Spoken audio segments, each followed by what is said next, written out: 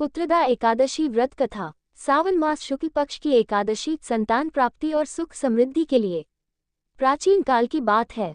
भद्रावती नामक नगर में सुकेतुमान नाम का एक धर्मात्मा राजा राज्य करता था। उसकी पत्नी का नाम शैव्या था। दोनों पति पत्नी अत्यंत धार्मिक थे, परंतु उन्हें संतान नहीं थी।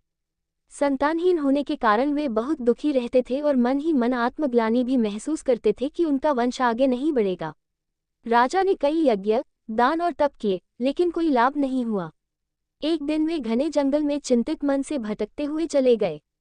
भूख प्यास से व्याकुल होकर वे एक झील के किनारे पहुंच गए, जहां अनेक मुनि जन स्नान कर रहे थे।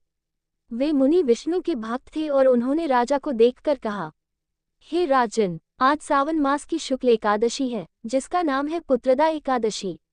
इस दिन व्रत और व्रत कथा सुनने से संतान की प्राप्ति होती है। राजा ने विधिपूर्वक व्रत किया, कथा सुनी और भगवान विष्णु का ध्यान किया। व्रत समाप्ति के बाद वे प्रसन्न मन से घर लौटे। कुछ समय बाद रानी गर्भवती हुई और समय आने पर एक तेजस्वी पुत्र को जन्म दिया। इस प्रकार पुत्रदा एकादशी का व्रत संतान सुख और वंश वृद्धि देने वाला माना गया।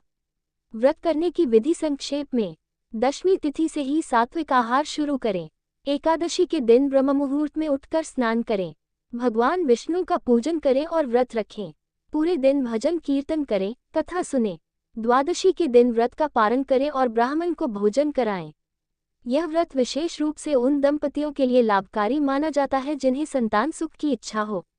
भक्ति, श्रद्धा और नियम से किया गया ये व्रत निश्चित ही फलदायक होता है।